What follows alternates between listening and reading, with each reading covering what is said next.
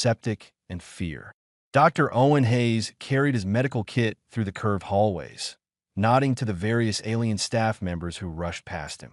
He had been working here for 3 months now, treating injured creatures from across the galaxy. Most days were routine. Broken wings, infected wounds, the occasional poisoning from eating the wrong plant. Today felt different, though. The entire facility buzzed with nervous energy. A tall, bird-like creature named Quillen intercepted him near the medical bay. Her feathers were ruffled, a sign of distress in her species. "Dr. Hayes, thank goodness you are here.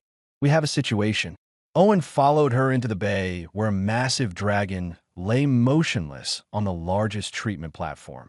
Her scales were a deep emerald color, dulled by death. Several staff members stood around her body, speaking in hushed tones. But what caught Owen's attention was the small chirping sound coming from a heated box near the corner.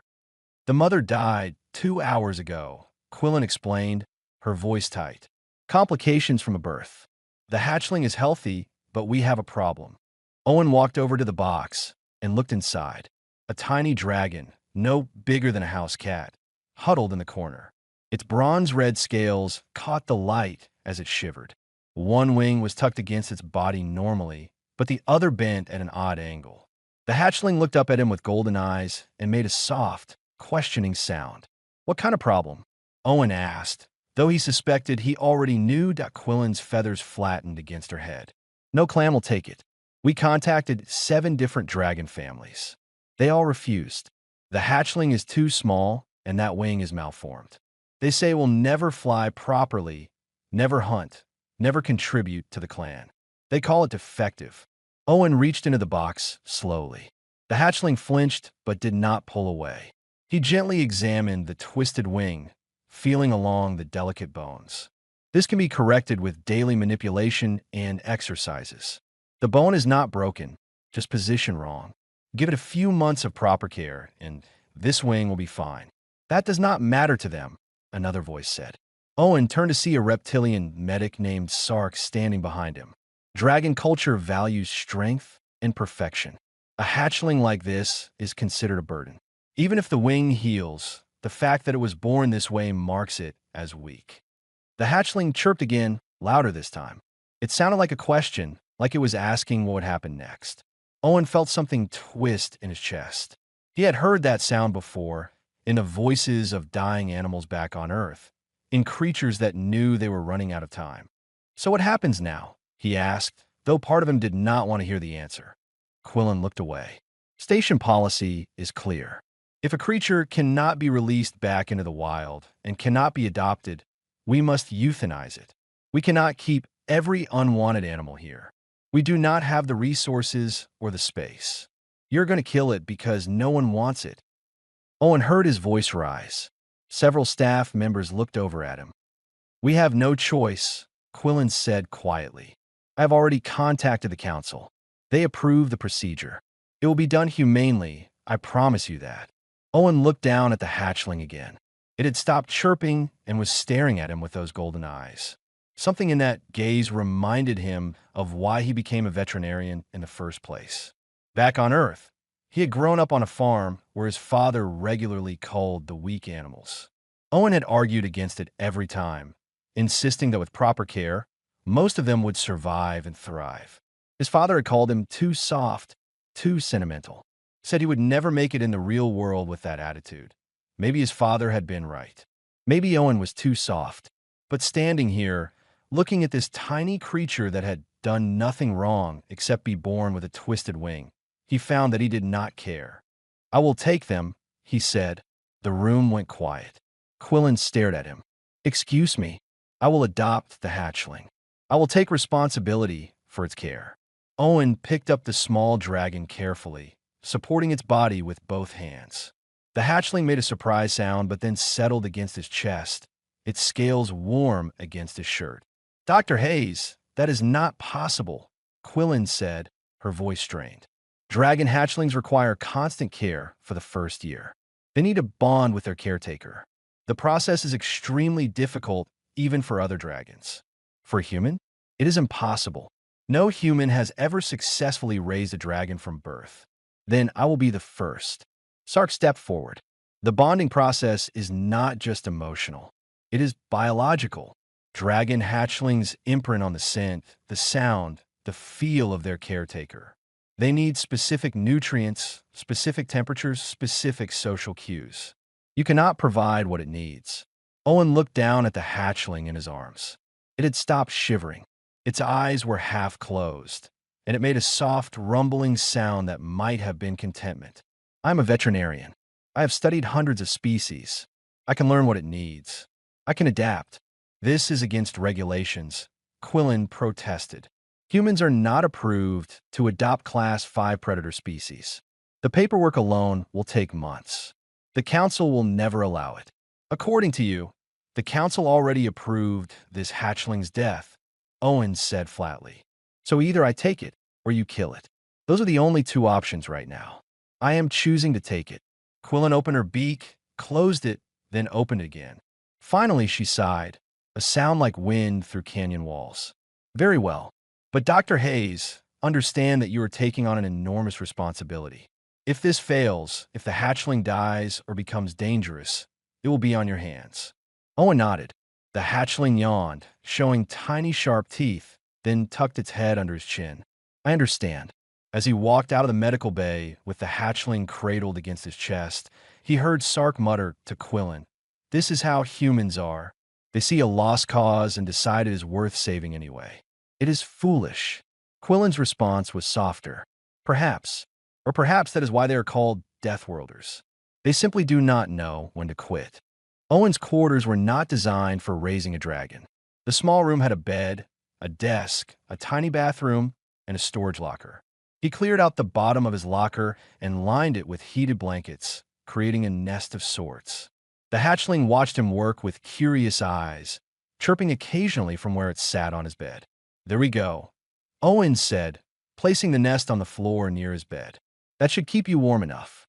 The hatchling looked at the nest, looked at Owen, then climbed off the bed and walked directly to his foot. It sat down on his shoe and looked up at him expectantly. Owen laughed despite his exhaustion. "All right, I get it. You want to be close." He picked up the hatchling and sat on the floor with his back against the bed. The small dragon immediately climbed onto his lap and curled into a ball. Within seconds, it was asleep. That first night passed slowly. Owen dozed off several times, but kept waking when the hatchling shifted or made sounds. Around midnight, it started crying, a high-pitched wail that cut through the quiet. Owen tried everything. He checked its temperature. He looked for injuries. He offered it water. Nothing worked. Finally, desperate, he opened the emergency rations he had brought from Earth. He had some dried meat meant for long space voyages. He broke off a tiny piece and held it near the hatchling's mouth. It sniffed, turned away, and cried louder. Owen felt panic rising in his chest. What if Quillen and Sark were right? What if he could not do this?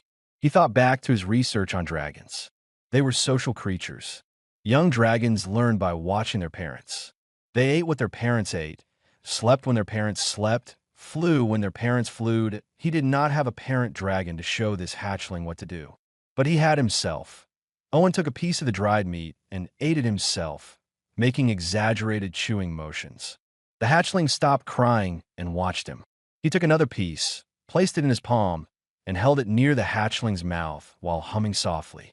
His mother used to hum when she fed the baby animals on their farm. It was just a simple tune, nothing special. The hatchling tilted its head, sniffed the meat, and took a tiny bite. Then another. Then it ate the entire piece. Owen felt relief wash over him. He fed the hatchling several more pieces, humming the whole time, until it seemed satisfied. Then the small dragon climbed back onto his chest and fell asleep to the sound of his heartbeat. The next 2 weeks followed a similar pattern. Owen learned that the hatchling, which he started calling Ruby because of her bronze-red scales, would only eat if he ate first. She would only sleep if she could hear his breathing. She would only calm down if he hummed or talked to her. It was exhausting and demanding and completely unlike anything he had experienced before, but it worked. Ruby grew stronger each day. Her scales brightened. Her movements became more confident. And that twisted wing slowly slowly began to straighten as Owen gently manipulated it each morning, working the muscles and bones back in a proper alignment. The station staff checked on them regularly, always seeming surprised to find Ruby alive and healthy. Quillen visited on the 10th day and found Owen at his desk, typing up patient reports while Ruby slept in a sling tied around his chest. "You look terrible," Quillen observed. Owen rubbed his eyes.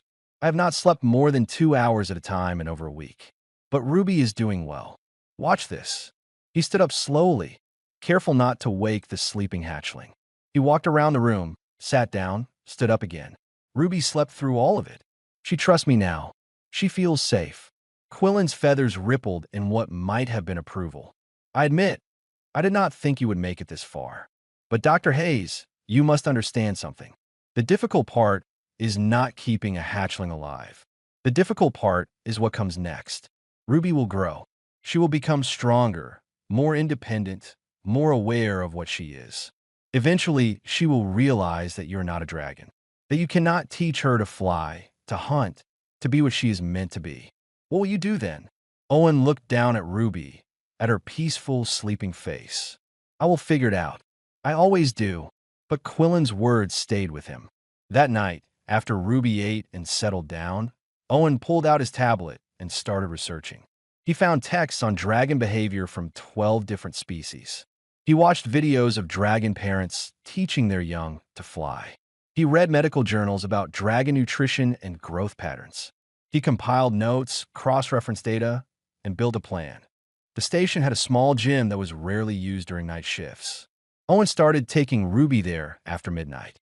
He would gently extend her wings, now both straightening out properly, and help her practice the motions of flying while he held her safely above the padded floor. At first, she seemed confused, but after a few nights, she started to understand. She would flap her wings in rhythm, building muscle, learning balance. On the 14th day, Ruby chirped out a sound that almost formed a word. It sounded like Owen, his name, or close enough to it. He nearly dropped his coffee. "Did you just say my name?" he asked her. Ruby looked at him, tilted her head, and repeated it. "Owen." He picked her up, and she wrapped her tail around his arm, something she did when she felt happy. As they stood there in his quarters, Owen realized that he was not teaching Ruby to be a dragon. He was teaching her to be Ruby, and maybe that was enough. The next morning, Quillen came to his quarters with bad news written all over her face. "Dr. Hayes, I have received an order from station administration. They are concerned about legal complications with your adoption of Ruby. They want you to leave the station within 3 days. I tried to argue, but they will not budge." Owen looked at Ruby, who was practicing her wing stretches on his bed. "Where will we go?" Quillen handed him a data chip. "I took the liberty of finding you a position. There is a frontier colony that needs a veterinarian. They are desperate enough that they will not ask questions about Ruby. It is rough, dangerous, and far from any major civilization. But it is a chance." Owen took the chip. "Thank you. Do not thank me yet. You may regret this before it is over." But as Owen packed his belongings and prepared for departure, with Ruby watching curiously from her sling, he did not feel regret. He felt something else entirely. He felt like he was exactly where he needed to be. The colony looked like it had been built by people who expected to leave within a year. Prefabricated buildings clustered around a central square, their gray walls showing signs of harsh weather and poor maintenance. Mining equipment sat idle near the edge of the settlement, covered in red dust from the planet's iron-rich soil. Owen counted maybe 200 people as a shuttle touched down on the landing pad that a stocky woman with gray hair and tired eyes met him at the ramp. She wore work clothes that had seen better days and carried a datapad like a weapon. "Dr. Hayes, I'm Dorothy Grant, Colony Administrator. Welcome to Theta 7. Thank you for having us," Owen said, adjusting the carrier on his back where Ruby rode. The hatchling had grown significantly during their 2-week journey. She was now the size of a medium dog, and her wings folded neatly against her sides. Dorothy's eyes fixed on Ruby. "That is the dragon. This is Ruby, yes." The file said she was small. Dorothy's voice was flat, giving nothing away. "She is still young. She will grow more." Dorothy studied them both for a long moment, then nodded once. Your clinic is Building 7, west side of the square. It used to be a storage facility, so you will need to clean it out. We have basic medical supplies, but anything specialized will take weeks to arrive. Do not expect much help from the colonists. They are scared. Owen followed Dorothy through the settlement. People stopped to stare as they passed. A few children pointed and whispered. One woman pulled her child behind her and hurried away. Ruby made a low sound in her throat. Not quite a growl, but close. They will get used to you, Dorothy said, though she did not sound convinced. We have bigger problems than a dragon.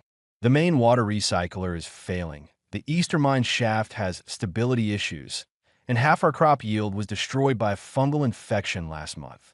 If you can keep our people and animals healthy, nobody will care what you keep as a pet. The clinic was worse than Owen expected. Boxes of outdated equipment filled one corner. The walls needed cleaning.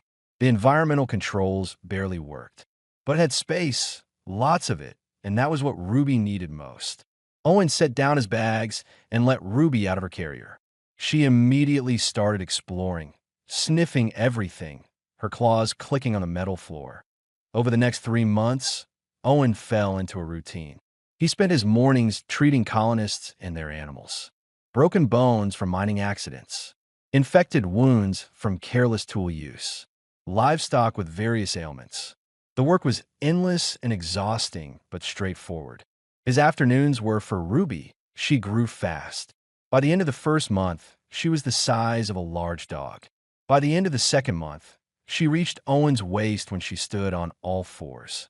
Her wings spread wider each week. The twisted wing had healed completely, matching the other one perfectly. Owen built her a large pen in the back section of the clinic, but she rarely used it. She preferred to stay near him while he worked. The colonists slowly warmed to her presence. Ruby had a calm temperament and seemed genuinely curious about everyone she met. The children were the first to approach her. A small girl named Sophie, maybe 7 years old, started visiting the clinic daily. She would sit near Ruby and tell her stories about the colony, while Ruby listened with patient attention. She understands more than people think, Sophie told Owen one day. I can tell by how she looks at me. She knows what I am saying. Owen believed it. Ruby had learned over 50 words now, though she rarely spoke them aloud. She preferred to communicate through sounds and body language. But every night, when Owen closed up the clinic and they settled into their living quarters, she would curl around his chair and say, "Owen's safe," in her rough, stilted voice. Those 2 words had become their nightly ritual. Then came the day that changed everything. Owen was treating a farmer's sick livestock when someone ran into the clinic shouting, "Collapse at mine 7. For men trapped. They need medical at the site now." Owen grabbed his emergency kit and ran. Half the colony was already gathered at the mine entrance when he arrived. Dorothy stood near the opening, her face pale, talking rapidly into a comm unit. The mine entrance was blocked by fallen rocks, and smoke drifted out from gaps in the debris. "Gas leak," Dorothy said when Owen reached her. "The support beams failed, and something punctured a gas line. We have equipment coming, but it will take 30 minutes to get here and set up." Those men do not have 30 minutes. Owen looked at the mine entrance. The gaps in the rocks were too small for a person, but large enough for air to escape. "How deep are they?" "About 40 meters down the main shaft. The passage is unstable. We send anyone else in there, and we will have more casualties." Owen made a decision he probably should not have made. He activated his comm unit, connecting to the device he had attached to Ruby's collar months ago. "Ruby, I need you at mine 7. Emergency." Dorothy stared at him. "What are you doing?" Ruby is small enough to fit through narrow spaces, and her scales protect her from heat. If anyone can reach those men, she can. You're going to send a dragon into an unstable mine shaft filled with toxic gas. Do you have a better idea? Dorothy opened her mouth, closed it, then shook her head. Ruby arrived within minutes, running faster than Owen had ever seen her move. She skidded to a stop beside him, her eyes wide and alert. Owen knelt down and placed both hands on her head, looking directly into her golden eyes. "Ruby, I need you to listen very carefully. There are people trapped inside this mine. They need help. Can you go in there and find them?" Ruby looked at the mine entrance, then back at Owen. She made a questioning sound. I know it is scary. I know you have never done anything like this before. But I believe in you. You can do this. Ruby stared at him for a long moment. Then she turned toward the mine entrance and spread her wings slightly. A gesture he had learned meant determination. She walked toward the collapsed entrance, squeezed through a gap in the rocks, and disappeared into the darkness. Owen waited, his heart pounding, listening to his comm unit for any sound. The crowd fell silent. Even Dorothy stood frozen, watching the mine entrance. After what felt like hours, but was probably only 10 minutes, Owen heard Ruby's voice crackle through the comm. Owen. Found. 4. Good girl. Can you guide them out? Fire. Block. Owen's blood ran cold. There's fire blocking the exit. Ruby fix. Before Owen could respond, he heard a sound from deep within the mine. A rushing, roaring sound like a blast furnace. Then Ruby's voice again, strained but steady. Fire gone. Come now. Movement at the mine entrance. Ruby emerged first, her scales blackened with soot, pulling a man by his belt with her teeth. She went back in immediately, pulled out a second man, then a third, then a fourth. All of them were unconscious but breathing. Owen rushed forward with his medical kit, checking vitals, administering oxygen. All 4 men would survive. Behind him, the crowd erupted in shocked conversation. Ruby collapsed near the mine entrance, panting heavily, her sides heaving. Owen ran to her and checked her over. Minor burns on her feet, some scrapes from the rocks, but otherwise unharmed. How'd you get rid of the fire? He asked quietly.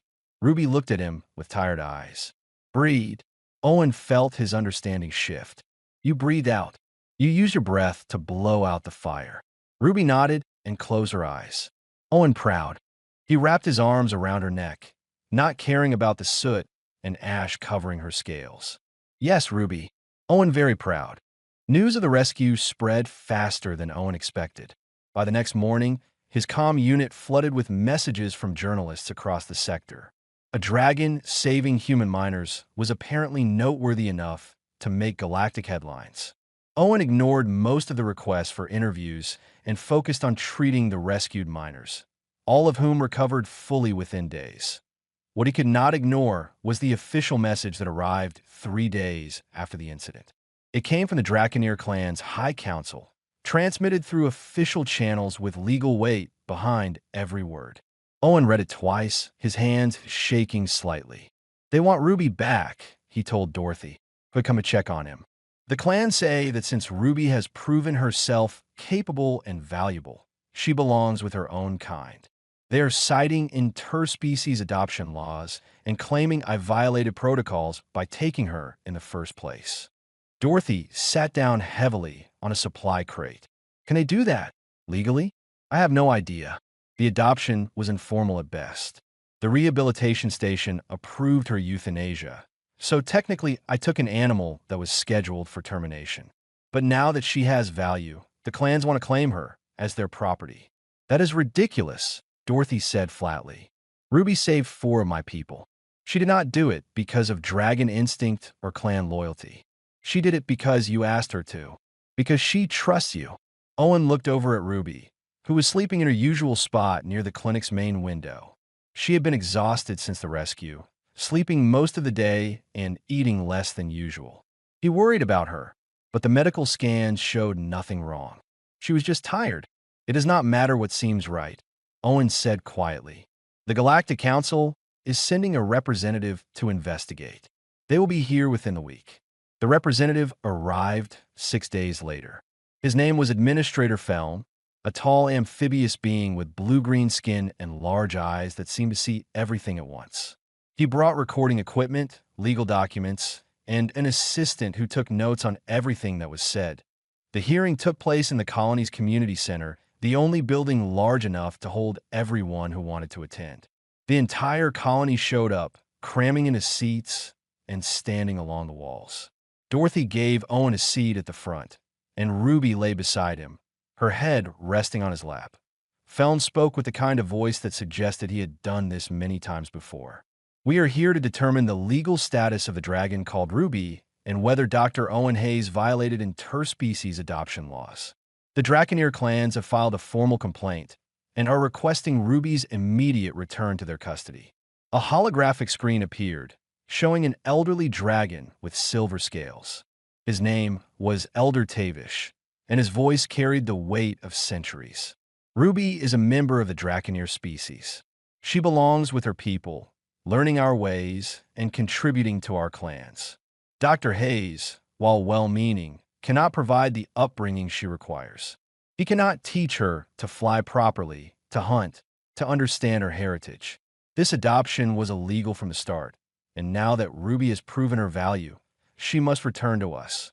Owen stood up, his legs feeling unsteady. Ruby was not adopted illegally. She was scheduled for euthanasia because your clans rejected her. I was told she would be killed because no one wanted a defective hatchling. I gave her a chance to live when your people had already decided she was worthless. Elder Tavish's image flickered with what might have been anger. That is a gross misrepresentation of our decision. Yes, Ruby was initially rejected due to her deformity, but that is standard practice for ensuring the strength of our bloodlines. It is not cruel. It is practical. You call killing healthy infants practical? Owen felt his voice rising. She had a twisted wing that could be fixed with basic physical therapy. I did it myself. She was not defective. She just needed someone who cared enough to help her. Felon held up a hand for silence. Dr. Hayes, I understand your perspective, but the law is clear. Humans are not approved to adopt Class 5 predator species without extensive permits and oversight. You had neither. The question before us is not whether you saved Ruby's life, but whether you had the legal right to do so. Dorothy stood up from her seat. If I may speak, Administrator Feln? Feln looked surprised but nodded. You may. I am the administrator of this colony. I have seen Dr. Hayes work with Ruby every day for nearly 6 months. I have watched that dragon grow from a frightened hatchling into a confident, intelligent being who saved 4 of my colonists without hesitation. You want to talk about what is legal? Fine. But maybe you should also talk about what is right. The Draconeer clans threw Ruby away like garbage. Dr. Hayes gave her a home, a purpose, and a future. That should count for something. Murmurs of agreement rippled through the crowd. Several colonists called out their support. Feln raised his hand again, asking for quiet. These are compelling arguments, Feln said carefully. However, the Draconeer clans have also made valid points. Dr. Hayes cannot provide the cultural education that Ruby would receive with her own species. He cannot teach her the history of her people, their traditions, their way of life. She will forever be isolated from her kind if she remains with him. Owen felt Ruby shift beneath his hand. She raised her head and looked at Feln with those golden eyes. Then, slowly and deliberately, she stood up. The room fell silent. Ruby had not spoken in public before. Most of the colonists had only heard her make simple sounds. Ruby walked to the center of the room, her claws clicking on the floor. She turned to face Elder Tavish's hologram, then looked back at Owen, then at Feln. When she spoke, her voice was rough and heavily accented, but clear enough for everyone to understand. Ruby not thing, not property. Ruby is Ruby. She paused, searching for words. Draconeer say Ruby broken. Say Ruby worthless. Owen say Ruby worth saving. Owen teach Ruby words. Owen teach Ruby fly. Owen teach Ruby what matters most. She walked back to Owen and pressed her head against his side. Owen is mine. I am his. Ruby choose Owen. That is law that matters. The room erupted. Colonists cheered. Elder Tavish's hologram flickered with what looked like shock. Feln stared at Ruby with his large eyes, clearly processing what had just happened. She spoke, Feln said quietly. She demonstrated clear, sentient reasoning and made a choice about her own future. That changes nothing, Elder Tavish protested. She is still a juvenile. She cannot make legal decisions. She just did, Dorothy said firmly. We all heard her. Feln was quiet for a long moment, his eyes moving between Ruby, Owen, and the hologram of Elder Tavish. Finally, he spoke. This situation is unprecedented.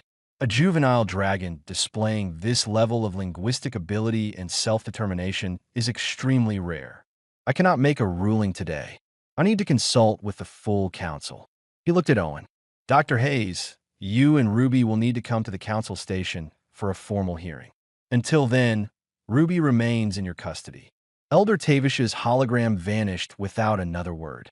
Feln gathered his equipment and left quickly, followed by his assistant. The colonists slowly filed out, still talking excitedly about what they had witnessed. Owen knelt down beside Ruby. You did not have to do that. Ruby made a soft, rumbling sound. Had to. Truth matters. The council might still take you away. Then we fight. Ruby looked at him steadily. Owen never quit on Ruby. Ruby never quit on Owen. Owen wrapped his arms around her neck, feeling the warmth of her scales, the steady rhythm of her breathing. Whatever happened next, they would face it together. The council station orbited a neutral world far from any major civilization. Owen had never seen anything so large. The structure stretched for kilometers in every direction, a city in space housing representatives from thousands of species. Ships came and went constantly, carrying diplomats and officials to meetings that decided the fate of entire worlds. Owen felt very small as their shuttle docked. Ruby pressed against his side as they walked through the station corridors. She had grown again during their 2-week journey. She now stood as tall as a horse, and her wingspan stretched nearly 4 meters when fully extended. People stopped to stare as they passed. Some looked curious. Others looked afraid. A few looked angry. They were assigned quarters near the hearing chamber. The room was larger than Owen's entire clinic back on Theta 7, with high ceilings designed to accommodate beings of various sizes. Ruby could spread her wings fully without touching the walls. She seemed uncomfortable with so much space and stayed close to Owen's side. We will be fine, Owen told her, though he was not sure he believed it. The hearing began the next morning. The chamber was massive, with seating for hundreds of observers. The council itself sat on a raised platform, 12 beings representing the major species alliances. Owen recognized only a few of them from his studies. A crystalline entity that glowed with internal light. A being made entirely of flowing water held together by a force field. A massive insect with compound eyes that reflected everything in fragments. Elder Tavish was there in person this time, along with 3 other dragons from various clans. They sat in the section reserved for the Draconeer delegation, their scales gleaming under the chamber lights. They watched Ruby with expressions that Owen could not quite read. Feln stood at the center of the chamber. We are here to determine custody of the dragon, called Ruby, and to examine the question of cross-species adoption rights for Class 5 predator species. The Draconeer clans argue that Ruby belongs with her own kind and that Dr. Hayes violated adoption protocols. Dr. Hayes argues that he saved Ruby from euthanasia and that she should have the right to choose her own guardian.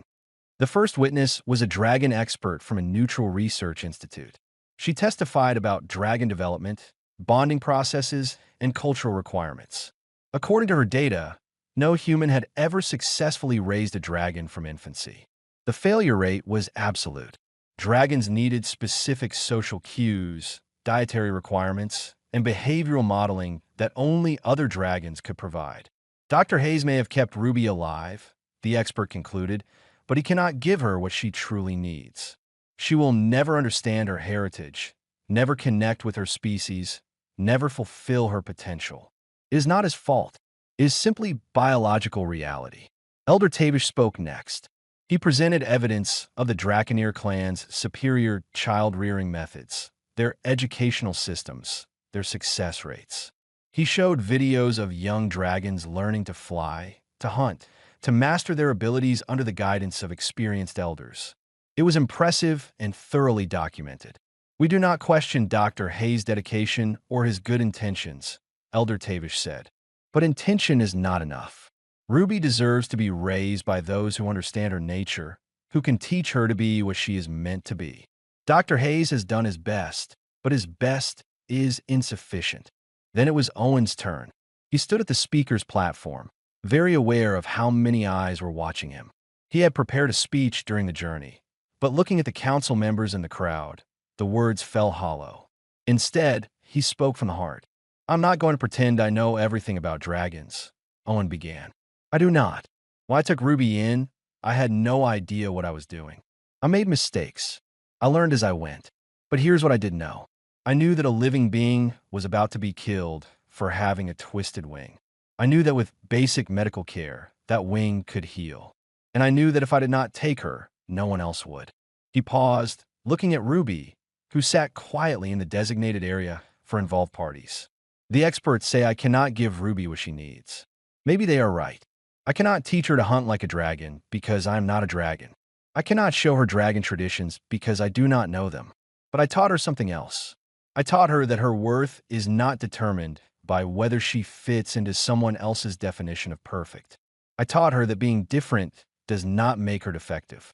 And I taught her that family is not just about biology. One of the council members, the crystalline entity, spoke. Its voice resonated like wind chimes. These are admirable values, Dr. Hayes. But the question remains whether they are sufficient for raising a Class 5 predator species. Ruby may value these lessons now, but what happens when she matures fully? When her instincts become stronger? When she realizes the gap between what she is and what you can provide? Owen had no answer for that. He sat down, feeling defeated. Dorothy was next.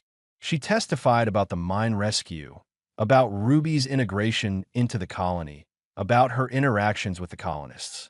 She painted a picture of a dragon who was not just surviving, but thriving in a mixed-species environment.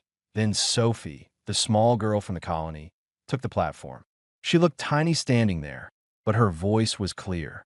Ruby is my friend. She listens when I talk. She helped me when I was sad about my dad dying in the mines.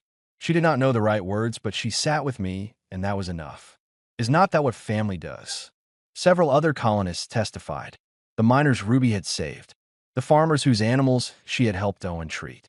Even a few who had been scared of her at first, but changed their minds. Each testimony added another piece to the picture of who Ruby was, not as a dragon, but as an individual. Finally, Feln called Ruby herself to speak. She walked to the center of the chamber, her claws clicking on the polished floor. Every eye in the room followed her. Ruby has learned much, she began, her voice stronger than it had been at the colony. Learned human words, learned human medicine, learned human kindness, but also learned dragon things. Learned to fly by watching videos and practicing. Learn about dragon history by reading books. Learn about dragon culture by asking questions. She paused. Ruby is dragon. Ruby is also Owen's family. Both things true. Not have to choose one. Elder Tavish stood. But you're missing so much. You do not know the songs of our people, the hunts we share, the bonds between clan members. You are isolated, alone among aliens. Ruby turned to face him directly. Draconeer clans left Ruby to die. Said Ruby was broken, worthless, burden. Owen said Ruby was worth saving. Ruby not forget. Ruby not alone. Ruby has Owen, has Dorothy, has Sophie, has Colony, has family that wanted Ruby even when broken. Her voice hardened slightly. Draconeer clans only want Ruby now because Ruby proved useful. That not family. That ownership. The chamber fell silent. Owen saw several council members exchange glances. Elder Tavish looked like he wanted to argue, but could not find the words. The crystalline entity spoke again. This is a complex situation with no clear precedent.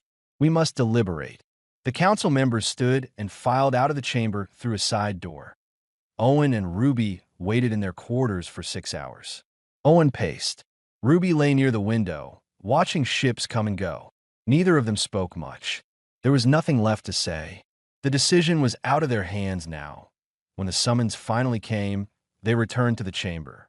The seats were full again. The council members looked solemn. Feln stood at the center platform and began to read the decision. After careful consideration, this council has decided to create a new legal classification for situations such as this. We are establishing the category of cross-species family units, which acknowledges that family bonds can form across species lines when certain criteria are met. He looked at Owen. Dr. Hayes, you are granted legal guardianship of Ruby until she reaches full maturity at age 10. At that time, Ruby will have the right to choose whether to remain with you or return to the Draconeer clans. Owen felt his knees go weak. Ruby made a sound between a chirp and a roar. However, Felm continued, there are conditions. Ruby must have access to educational materials about dragon culture and history. She must be allowed to communicate with Draconeer representatives if she wishes. And both of you must report annually to the Council on her development and well-being. Elder Tavish stood, his expression unreadable. This is an unprecedented decision that disregards thousands of years of Draconeer tradition. The crystalline entity's voice chimed through the chamber. Tradition must sometimes adapt to new realities. Ruby has demonstrated sentience and agency. We cannot, in good conscience, force her separation from a guardian she has chosen when that separation would cause harm. The decision stands. As they left the chamber, Ruby pressed close to Owen's side. We won, she said quietly. We did, Owen agreed. But Ruby, you understand what this means, right? In 10 years, you'll have to choose again. The Draconeer clans will try to convince you to join them. They will show you everything you have missed. Ruby looked up at him with those golden eyes. Ruby will see. Ruby will learn. But Ruby already knows what matters. She bumped her head against his shoulder. Home is where someone stays when you're broken. Owen stayed. Ruby remembers. 2 years passed like water flowing downhill, inevitable and constant. Ruby grew until she matched the size of the largest earth elephants, her bronze-red scales gleaming with health. Her wingspan stretched 20 meters when fully extended, casting shadows that could cover half the colony square. But despite her size, she moved through the settlement with careful precision, mindful of the smaller beings around her. The clinic had expanded to accommodate her. Owen and Dorothy worked together to convert 2 additional buildings, creating a full veterinary hospital that served not just Theta 7, but several nearby settlements. Ruby worked alongside Owen most days, her strength useful for handling large animals and her gentle nature calming nervous patients. She had become something of a local celebrity. Children no longer feared her. They climbed on her back when she lay in the sun, and she would rumble contentedly, enjoying their company. She knew all their names, all their stories, all their little problems. When young Sophie lost her pet rabbit, Ruby had spent an entire day searching the area until she found it hiding in a grain storage facility. But Owen noticed changes too. Ruby asked more questions about dragons now. She spent hours watching videos of dragon flights, studying their movements, their communication patterns. She read every text about Draconeer culture that she could access. At night, sometimes she would practice dragon songs, her voice carrying across the colony in haunting melodies that sounded nothing like human music. You were thinking about them, Owen said one evening as they sat outside the clinic, watching the sunset paint the sky in shades of orange and purple. Ruby was quiet for a moment. Ruby wonders what it would be like to be with others who look like Ruby, who understand being dragon without Ruby explaining. That is natural, Owen said, though the words hurt. You have every right to be curious about your heritage. Ruby loves Owen, she said quickly. Ruby loves colony. Ruby loves home, but also wonder about other home, the one Ruby never knew. Before Owen could respond, Dorothy's voice crackled over his comm unit. Owen, we have a situation at the landing pad. You better get over here. They arrived to find a small diplomatic shuttle sitting on the pad, surrounded by curious colonists. Standing beside it was Elder Tavish, along with 2 younger dragons. The Elder's silver scales looked brighter in person than they had on the holographic displays. Dr. Hayes, Elder Tavish said formally. And Ruby, thank you for seeing us. Ruby approached slowly, her body language uncertain. She had never met another dragon in person before. The 2 younger dragons, one with blue scales and one with green, watched her with obvious curiosity. What are you doing here? Owen asked, trying to keep his voice neutral. We have come to fulfill the council's requirements, Elder Tavish said. Ruby has the right to learn about her people. We thought it better to come to her rather than demand she come to us. He gestured to the younger dragons. This is Liera and this is Radiz. They're close to Ruby's age. We thought she might appreciate meeting peers. Ruby stared at them. Liera spoke first, her voice musical and flowing in a way that Ruby's had never quite managed. Hello, Ruby. We have heard much about you. The dragon who lives with humans and saves miners and helps heal animals. It sounds like an adventure. Hello, Ruby said carefully. Her accent suddenly seemed more pronounced next to Liera's smooth speech. It's nice to meet dragons. Real dragons. Not just videos. You are a real dragon too, Radiz said, his tone gentle. Different, yes, but real. Over the following days, Elder Tavish and the young dragons stayed in temporary quarters Dorothy arranged. Ruby spent hours with them, learning dragon customs, practicing dragon speech patterns, hearing stories about the clans and their history. Owen watched from a distance, giving her space but staying close enough if she needed him that he saw her struggle with things that came naturally to Liera and Radiz. The way they moved in perfect synchronization during flight. The way they could communicate in a combination of sounds, gestures, and subtle scale color changes that Ruby had never learned. The way they knew instinctively how to interact with each other in ways that Ruby had to consciously think about. On the fourth day, Owen found Ruby sitting alone near the eastern edge of the colony, staring out at the mountains in the distance. He sat beside her, not speaking, just being present. Ruby is not like them, she finally said. Ruby tries, but it feels wrong. Like wearing clothes that do not fit. You have lived differently, Owen said. That does not make you less of a dragon. Liera says Ruby sounds wrong when speaking dragon language. Says Ruby's accent is bad. Says Ruby flies like human, not dragon. Her voice dropped. Maybe Elder Tavish was right. Maybe Ruby needed to be with dragons from beginning. Maybe Ruby is broken in ways Owen could not fix. Owen felt anger rise in his chest, but he forced it down. You are not broken. You are different. There is a distinction. Ruby does not belong with them, she said quietly. But Ruby also not human. Not really. Ruby is stuck between. Not dragon enough for dragons. Not human enough for humans. That is not true, Owen said firmly. You belong exactly where you choose to belong. That is what we fought for, remember? Your right to choose your own path. Ruby looked at him with those golden eyes, and he saw something in them he had not seen before. Doubt. Fear. The same fear he had seen when she was a hatchling, wondering if anyone would want her. The next day, Elder Tavish requested a meeting with both Owen and Ruby. They gathered in the colony's community center, the same room where Ruby had spoken at the first hearing 2 years ago.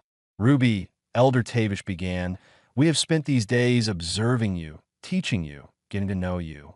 And I must admit something. When I first saw you, when your mother's clan rejected you, I agreed with their decision. I saw a weak hatchling who would burden the clan. I was wrong. Ruby tilted her head, surprised. You are not weak, Elder Tavish continued. You're different, yes. You do not fit perfectly into our traditional ways. But you have strengths that our traditional upbringing does not teach. You bridge worlds. You understand humans in ways no clan-raised dragon ever could. You bring something new to what it means to be dragon. Ruby still speaks wrong, she said quietly. Still moves wrong. You speak differently, Liera interjected. But that does not mean wrong. When you explain human medicine to us, when you tell stories about the colony, you use words and ideas that make sense to both dragons and humans. None of us can do that. Radiz nodded. You are something the clans have never seen before. A dragon who can live in both worlds. That is not weakness. That is power. Elder Tavish looked at Owen. Dr. Hayes, I came here prepared to convince Ruby to return with us, to argue that she needs her own kind. But I have realized something. Ruby has found her own kind. They just do not all look like her. He turned back to Ruby. What we would like to propose is this. Ruby, you would serve as an ambassador between humans and dragons. You would teach each species about the other. You would help others like yourself, those who do not fit into traditional categories. And you would do this from here, from Theta 7, because this is your home. Ruby was quiet for a long time. When she spoke, her voice was steady. Ruby spent 2 years wondering what Ruby was missing, wondering if Ruby made wrong choice. But Ruby realizes something. Ruby is not human. Ruby is not clan dragon. Ruby is Ruby, and that is enough. She looked at Owen. Ruby chooses Owen. Ruby chooses colony. Ruby chooses this home. But also Ruby chooses to learn about dragons, to help build bridges, to be both things. She turned to Elder Tavish. Ruby will be ambassador. Will help others understand each other. But Ruby stays with Owen. Elder Tavish bowed his head in acceptance. That is fair. The clans will support this decision. As the diplomatic shuttle departed the next day, Ruby stood beside Owen watching it disappear into the sky. Dorothy joined them, datapad in hand as always. So, Dorothy said, an ambassador position. That will bring more attention to the colony. More visitors. More complications. Is it worth it? Owen asked. Dorothy looked at Ruby, then at Owen, then smiled.